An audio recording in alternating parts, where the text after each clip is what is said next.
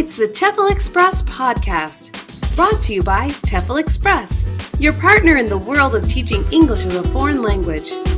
For all the latest and greatest in the world of TEFL training and materials, please visit our website at teflexpress.co.uk. Enjoy the show!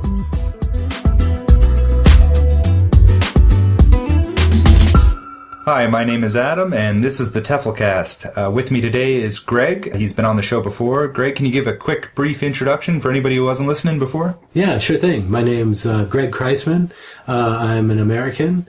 I've been teaching in Beijing for 6 years. Teaching in Beijing. Now, we've talked in the past about teaching, different age groups, whatnot. We've talked about learning a language at one point. Yes. One thing I'm curious to hear your perspective on is travel within Beijing. I mean, you know, I'm sure it's the same in most major cities in the world, but I know you do at this point. But, you know, like when you first got here, obviously you didn't speak Chinese, as you had mentioned before. What was traveling like? And even speaking the language, and reading the language, what is traveling like? Is it easy? Are there hassles? Is there quite a distance? How do you find it? I think Beijing has some very good points with transportation. However, I think the natural size of the city is one of the most difficult parts of a transportation issue. Okay, if you come to Beijing to be a teacher, you may have rented an apartment in one part of Beijing, and then 24 miles to the other side of Beijing is your current job. Right. What do you do?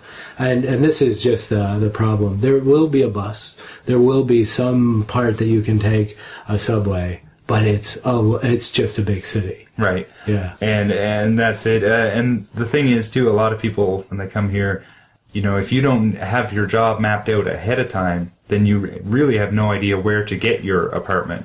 Yeah, I think that's a really big issue for people who just arrive in Beijing, especially if we've talked before about the cultural differences. When you come from could be small town North America, or even from mid-size, large town North America, you come to Beijing. The city is just laid out so much, so big, and it's so different from what we're used to, we're used to in North America. Absolutely. And you know, it's, in one sense, it's extremely easy to navigate because, you know, if you were above Beijing in the sky looking down, it would look like a sheet of graph paper. It does. It's literally just flat with perfect north to south, east to west lines, whatever direction they may actually be facing. But it's a big grid. In a sense. And in one way, you know, to some people that's extremely easy to navigate. For others, it's a little odd to navigate. Like, I know, you know, I'm from the Maritimes in Canada, which is a lot of small towns, a lot of hills, a lot of nooks and crannies, you know, so it's in my area, nothing is flat. Yeah. And no road is straight. Yeah. Like, it's nothing but windy roads up and down the whole way. They all bend. There is not one straight road, you know, anywhere.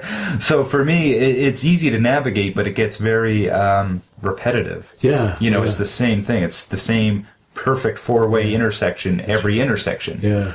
So a lot of it looks the same. It does. And the streets are also very strange. The intersections are all named the same. Right. This is really a real difficulty when coming to exactly. Like, you know, when I'm ordering food, for example, you know, I tell the delivery man, I say Xihua or whatever, you know, street I'm on. Yeah. But the thing is, that doesn't tell him anything because there's 40 Xihua.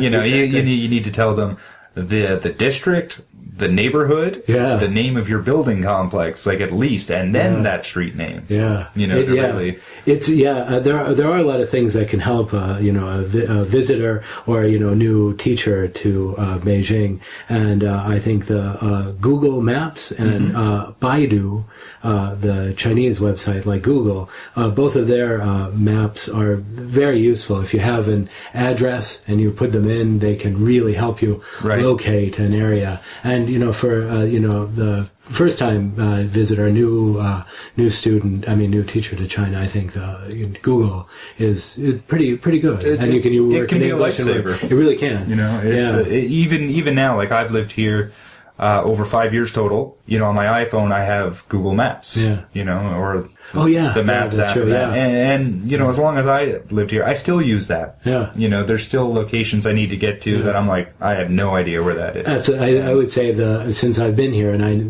I mean, I don't know places, but you ask locals, they have no idea. That's very true. Like, everything here is, as far as locals, they're very, neighborhoodized. If I can make up a word. Sure, But it's true. Like, I can ask a gentleman from my building, from my neighborhood, how do I get to here? And he's like, oh, if it's past the subway stop, I have no idea. And it's very funny that way.